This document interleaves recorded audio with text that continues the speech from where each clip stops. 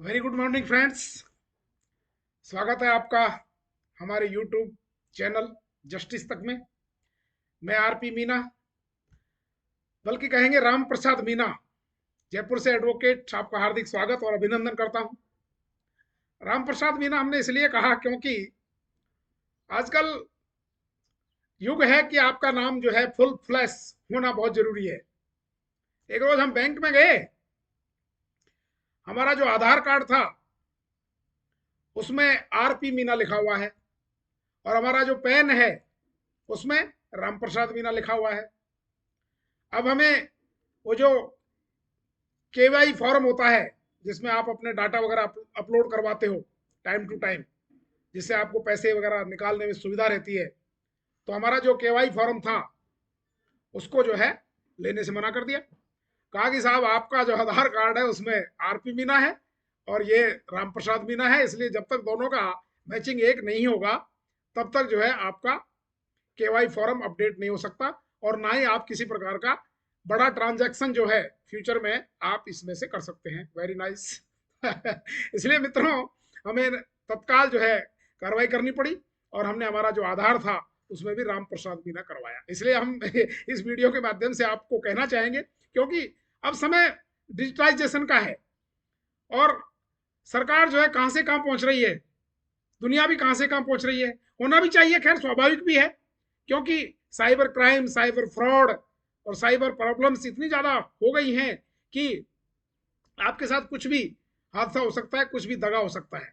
हम तारीफ करते हैं इसकी, बैंक वालों की हम तारीफ करते हैं कि कम से कम हमारी आंखें खोल दी। इसलिए मित्रों, यदि आपका कोई एफडी है, कोई बैंक अकाउंट है, कोई पीपीएफ अकाउंट है, आप एज हो गए हो, सपोज करिए आपकी एज 60 को क्रॉस कर गई है, आपके हेल्थ साथ नहीं दे रही है, खुदा न खास्ता कल को कुछ हादसा आपके साथ हो जाए, तो आपका जो पैसा आपके नाम है जिसमें आपने नॉमिनी कर रखे हैं बच्चों को, मित्रों बहुत बड़ी बाधा में बच्चे आपके फंस जाएंगे, आप भी फंस जाओगे कल को आप पैसे लेने जाओगे, क्योंकि अब युग बदल चुका है। इसलिए हमारा नाम जो है हमारा परफेक्ट होना चाहिए। अब मेरी मैडम को ही देखिए, कहीं गीता मीना लिख रखा है, 10वीं की मार्कशीट में गीता देवी लिख रखा है। अब मैं कहता हूँ भाई इसको सबको गीता देवी जब तक आप नहीं कराओगे, जब तक आपका सब ट्रांजैक्शन जो है वो कभी भी प्रॉब्लम में फंस सकता है। इसलिए सबसे बेस आधार होता है 10th की जो मार्कशीट है। 10th की मार्कशीट में जो आपका नाम है, सपोज करिए आपका नाम जो है गिरिराज प्रसाद है, तो आपका गिरिराज प्रसाद ही रखिए उसको, गिरिराज प्रसाद मीना नहीं मत कर लीजिए उसको, गिरिराज सिंह मत कर लीजिएगा। यदि आपको करना है तो उसकी फिर प्रक्रिया है, गजट नोटिफिकेशन होगा, तहसील से आपको नोटिफिकेशन जारी कराना पड़ेगा, पहले पटवारी की रिपोर्ट बनेगी, फिर एसडीएम उसको करेगा, फिर आपकी विज्ञापन निकलेगा और तब जाकर के आप अपने नाम में परिवर्तन कर सकते हैं। इसलिए जिसने भी ऐसी गड़बड़ कर रखी है बैंक में, आधार में, पैन में, वोटर आईडी में, लाइसेंस, ड्राइविंग लाइसेंस में, सबको कृपया एक कर लीजिएगा। जो भी नाम है उसको सबको एक कर लीजिए, जो भी आपका 10वीं में है, ज्यादा उलझन में वहां पाव में पड़ने की आवश्यकता नहीं है। Whatever your name is there in your matriculation certificate, उसको आप जो है उसी के बेस पर, आप शॉर्ट नाम नहीं चलता है, राम प्रसाद मीना है तो राम प्रसाद मीना ही आप उसको लिखिएगा, अदरवाइज तो प्रॉब्लम में पड़ सकते हो दोस्तों। इसलिए आपको हम इस वीडियो के माध्यम से बताना चाहेंगे कि कृपया जो है ये छोटी छोटी चीजें हैं जिनका विशेष रूप से आप जो है ध्यान रखें। और जो ड्राइविंग लाइसेंस वगैरह होते हैं उनकी एक एक प्रति अपनी गाड़ी में रख लें। ओरिजिनल को भले ही आप ना रखें, ओरिजिनल खो गया तो बस आप गए काम से, फिर जो है वो ओरिजिनल बनाने के लिए दुनिया भर के ड्रामे करने पड़ते हैं। अभी मेरे साथ ऐसा हो चुका है। इसलिए मैं इस वीडियो के माध्यम से आपको यह भी बताना चाहूंगा कि पुलिस वाला जब पकड़े तो आप उसकी सर्टिफाइड कॉपी अपने पास रखिए और कहिए कि भाई दादा ये खो जाएगा, इसलिए मैं इसको गाड़ी में नहीं डाल के रखता हूँ, इसकी सर्टिफाइड कॉपी मेरे पास में ऑलरेडी है। और आजकल तो एक वैसा और बनता है डुप्लीकेट टाइप, लेकिन डुप्लीकेट को कई बार वो हरी सील को देख करके, जो कि उसमें तो व्हाइट सील होना जरूरी है ओरिजिनल में, तो आप उसकी सर्टिफाइड कॉपी रखिए, नोटरी से या कमिश्नर से या किसी राजपत्रित अधिकारी से सर्टिफाइड कॉपी करा के उसको जो है आप लेमिनेट करके या कोई प्लास्टिक के फॉर्म में आप अपनी गाड़ियों में डाल लीजिएगा, उसको ओरिजिनल को मत रखिएगा साथ में। अभी मेरे साथ हो गया ऐसा ही, मेरा ड्राइविंग लाइसेंस जो था वो 10 अक्टूबर को ड्यू था और उससे 4 महीने पहले वो खो गया। अब मैं गया आरटीओ ऑफिस किसी से के मार्फत, कहते हैं साहब पहले इसका डुप्लीकेट बनेगा, डुप्लीकेट बन के फिर ये रिन्यू होगा।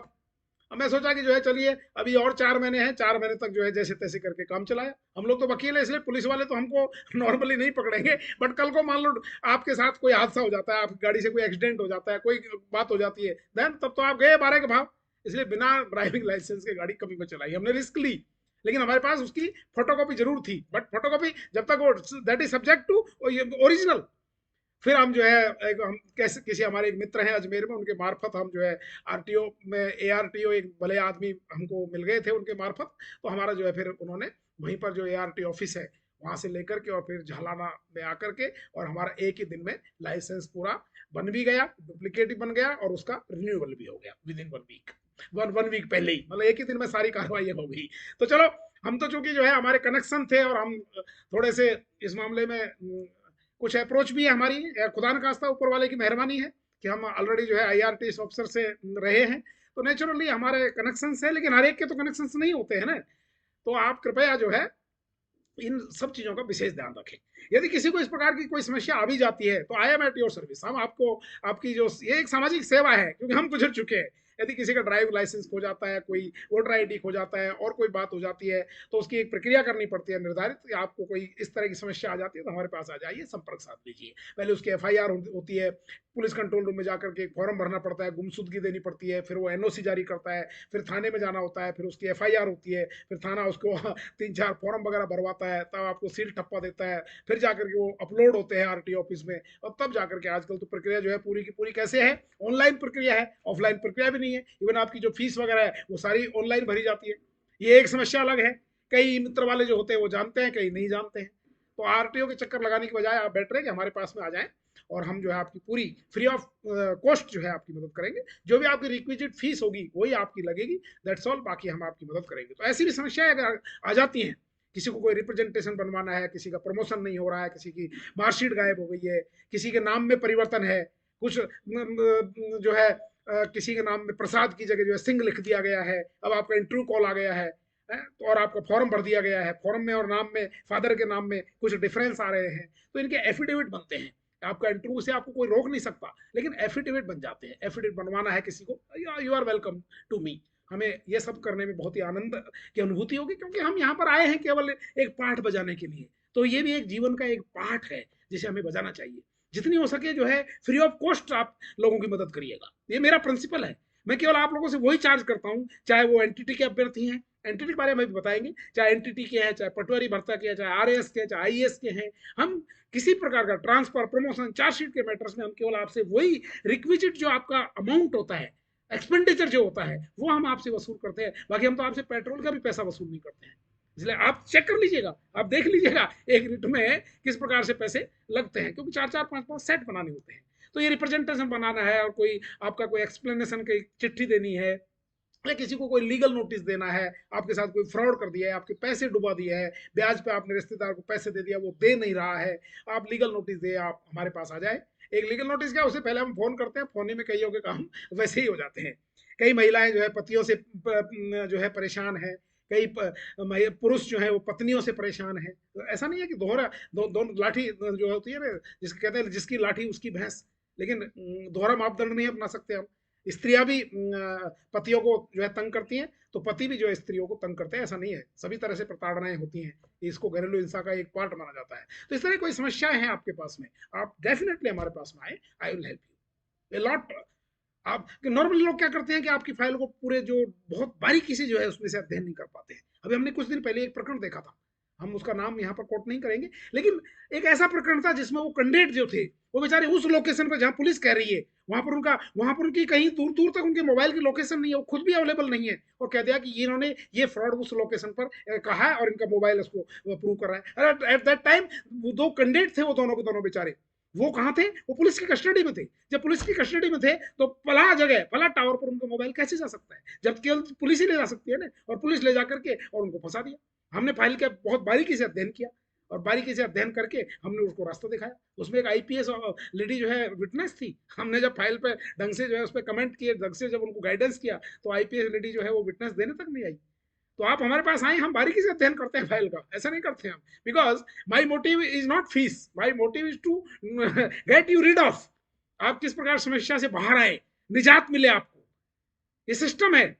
यहाँ पर जो है पुलिस में भी भ्रष्टाचार है, तो आपका इनकम टैक्स डिपार्टमेंट में भ्रष्टाचार है, तो आपका जो है आरटीओ ऑफिस में भ्रष्टाचार है, तो आपका रेलवे में भ्रष्टाचार है। लोग जो है बिना पैसे के काम ही नहीं करते हैं, आपको तंग करते हैं। आप आइए हमारे पास में, यू आर मोस्ट वेलकम। किसी का ट्रांसफर कर दिया जाता है, बेचारा परेशान है, दुखी है, अननेसरी, अनड्यू, किसी को रिमूव कर दिया जाता है नौकरी से, चार्जशीट दे दी जाती है बिना बात, डिस्क्रिमिनेशन के कारण से। भेदभाव की नीति है ये। आर्टिकल 14, 16, 19 का जम करके हर विभाग में रोजाना वायोलेशन हो रहे हैं। इसलिए आप you are most welcome to me, I will help you free of cost. अब रही बात एनटीटी की, एनटीटी के अभ्यर्थियों आपको चिंता करने की कोई आवश्यकता नहीं है। अभी आपका जो फैसला है वो डीबी के फैसले पर डिपेंड करेगा। अब अभी आपका जो केस था, पहले एक जज साहब उसमें से दूर हो गए थे क्योंकि उन्होंने अपना कुछ उनका रिश्तेदारी का मामला फंस रहा था उसमें, पहले वाले सिंगल बेंच के जजमेंट में। तो ये उन जज के अलावा जो बेंच थी उसमें लगना था। अभी 10 अक्टूबर को ये प्रकरण जो था डीबी का जो प्रकरण है मित्रों, आप भी देखना चाहे तो बड़े आराम से देख सकते हैं।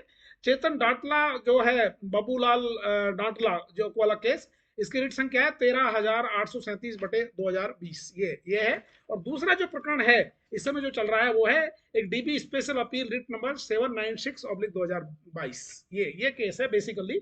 ये केस है state of Rajasthan and another versus Ram Singh Badwa son of Shri Banwari Bhawani Singh and others. ये जो प्रकरण है उसकी रिट संख्या है 796/2022। ये जो प्रकरण है उस पर आपका जो फैसला है वो डिपेंड करेगा। इसमें कहा गया था कि डीपीएससी वालों को नियुक्ति दी जा सकती है, इसीलिए गवर्नमेंट ने क्या किया, थर्ड लिस्ट जारी करी है कि कहीं कोई डीपीएससी कैंडिडेट उसमें फंसे हुए तो नहीं है। तो डीपीएससी के जो कैंडिडेट उनके सारे वेरिफिकेशन हो चुके होंगे, और अगर कोई अपॉइंटमेंट की कोई बात आती है तो आप कृपया हमारे पास में डेफिनेटली लेकर के आए। और उसमें अगर आपको 10-15 दिन बाद तक भी आपको अगर अपॉइंटमेंट सरकार नहीं देती है डीपीएससी धारियों को, तो आप आइए और रिट लगा दीजिए। रिट लगाना बहुत अनिवार्य है इस समय, क्योंकि सरकार बाद में बहाना कर लेगी। इसलिए आप, चूंकि आपको थर्ड लिस्ट के माध्यम से उन्होंने डॉक्यूमेंट वेरिफिकेशन के लिए बुला लिया है, तो अब सरकार की ड्यूटी बनती है कि आपको नौकरी दी, और नौकरी नहीं देती है तो आप एक नोटिस दीजिए, नोटिस देकर के आप रिट लगा दीजिए। That is your fundamental right. अब रही बात इस प्रकरण की, तो इस प्रकरण में मित्रों अभी 10 अक्टूबर को ये केस लगा था। माननीय मुख्य न्यायाधीश और दूसरे जज साहब है mister Sameer, honourable justice Sameer Jain की बेंच में लगा था। उन्होंने इसको कंसिडरेशन के लिए अब नेक्स्ट डेट जो दी है वो है 9/11/2023, 9/11 यानी 11 नवंबर को आपके केस की सुनवाई होगी। शायद मैं समझता हूँ चीफ जस्टिस की बेंच में ही होगी, इसलिए आपको चिंता करने की कोई आवश्यकता नहीं है। कई लोग हमको फोन कर रहे हैं, मेल कर रहे हैं, परेशान हो रहे हैं। हम इस प्रकरण के लिए जो है आज ही हम जो है हाईकोर्ट गए, और हाईकोर्ट जाकर के हमने पूरी फाइल की बारीकी से हमने अध्ययन किया, पूरा देखा। उसमें अभी केवल एक इतना ही जजमेंट है, इतना ही ऑर्डर है कि लिस्ट द केस ऑन 9/11/2023, क्योंकि पर्टिकुलर डेट दी है और वो भी चीफ जस्टिस की बेंच ने दी है। इसलिए अब आपके प्रकरण में डेफिनेटली 101% आपकी सुनवाई होगी। यानी 2024 का जो वर्ष होगा वो आपके लिए मैं समझता हूं कि एक गुड न्यूज लेकर के और आएगा। दिवाली से पहले भी हो सकता है, अगर 9/11 को हो गया तो दिवाली से पहले आप दिवाली की मिठाई खाइए, हमें भी खिलाइए, आपको हम भी खिलाएंगे। इसलिए आपको परेशान होने की, घबराने की मित्रों कोई आवश्यकता नहीं है। जिन कैंडिडेट ने, एनटीटी वालों ने रिट दायर कर रखी है और जिनकी रिट पेंडिंग पड़ी हुई है, उनके लिए यही फैसला रामबाण होगा। ये फैसला अगर फेवर में आ जाता है तो उस फैसले की नकल तुरंत ही आपकी फाइल में लगा देंगे, वॉक ऑर्डर आपको मिल जाएगा। इसलिए आपको परेशान होने की और हमें परेशान करने की भी कोई आवश्यकता नहीं है। Let us wait for the DB. आपने रिट लगा दी, बहुत अच्छी बात है। कल को सपोज करिए गवर्नमेंट कहती है कि हम तो उन्हीं लोगों को नौकरी देंगे जिन्होंने रिट लगा रखी है, तो कम से कम आप उस जो टेक्निकल दुविधा है उसमें तो नहीं आओगे। इसलिए आप शांत रहें, कूल रहें और इस फैसले का इंतजार करें। ये फैसला होगा, ऐसा नहीं है कि फैसला होता नहीं है, डेफिनेटली होगा। मेरे खुद का प्रकरण जो है 10 जून 2020 में मेरे एक प्रकरण में नोटिस जारी हुए हैं, 10 जून 2020 को, और सुप्रीम कोर्ट के आदेश के बावजूद भी जो है मेरा केस डिसाइड नहीं हो रहा है। अभी 30 तारीख को लगा हुआ है जोधपुर में, 30 तारीख को मैं जोधपुर रहूंगा। अगर किसी मित्र को जोधपुर में कोई काम हो तो अवश्य मेरे से मिले, बताएं। मैं ऑफिसर रेस्ट हाउस में रुकूंगा वहीं पर रेलवे के में, और कैट में मेरा प्रकरण लगा हुआ है 30 अक्टूबर को। इसलिए आप आराम करें, शांत रहें और कूल रहें, पेशेंसफुल रहें। धीरज धर्म मित्र और नारी, आपातकाल परखिए जारी। नारी लोग जो है इस कमेंट को लेकर के परेशान ना हो। ये तो लिखा हुआ है, हम क्या करें। इसमें लिखा हुआ है, रामायण जी में लिखा हुआ है। रामायण जी की तो चर्चाएं बहुत चल रही है। अभी 22 जनवरी को अयोध्या में जो है राम मंदिर का उद्घाटन है, राम मंदिर का। तो इसलिए अब रामायण जी को कोई चैलेंज थोड़ी ना कर सकता है जो है, ये तो धार्मिक भावनाएं हैं। तो धीरज धर्म मित्र और नारी, आपातकाल परखिए जारी। तो आपके धैर्य की परीक्षा है, और आप शांत रहें, कूल रहें, हैप्पी रहें, प्रसन्न रहें। दशहरा गया, आपको बहुत बहुत बधाई। हम बिजी थे इसलिए वीडियो नहीं बना पाए, कई लोगों को शिकायत है। अब हमारा वीडियो कंटिन्यू आएगा, एक वीक में एक वीडियो तो आएगा ही आएगा कम से कम। इसलिए 9/11/2023 तक आप जो है कृपया वेट करें। और फिर भी कोई समस्या है आप आइए। डीपीएससी वाले कैंडिडेट जिन्होंने थर्ड लिस्ट के आधार पर अपना वेरिफिकेशन करा दिया है डॉक्यूमेंट का, वो आए और रिट लगा दी। मेरी फिर अम्बल रिक्वेस्ट है, आप रिट लगा दीजिएगा। जम्मू वाले भी रिट लगा सकते हैं और जो एनसीटी वाले हैं वो भी रिट लगा सकते हैं। रिट लगाने में कुछ नहीं जाता है, हम तो आपसे कोई फीस नहीं ले रहे हैं, हम केवल आपका जो भी वट खर्चा है आप खुद ही जेरोक्स करा लाइए, खुद ही आप टाइप करा लाइए, हम फाइल कर देंगे एंड हम वी विल आर्ग्यू। इसलिए आप जो है फीस वीस के बारे में कहीं कोई चिंता करने की आपको आवश्यकता नहीं है। I never charge, I do this service free of cost. I know what is your condition. मेरे वीडियो को कृपया लाइक करें, सब्सक्राइब करें, खेत खलियान तक पहुंचाए ताकि जो नीडी भाई बहन है उनको इसका लाभ मिले। इसको कृपया सब्सक्राइब जरूर कर दें और एक लाइक मार दें, that's all. Thank you very much. और spiritually high, physically fit and mentally alert, that is the fundamental thing of the life.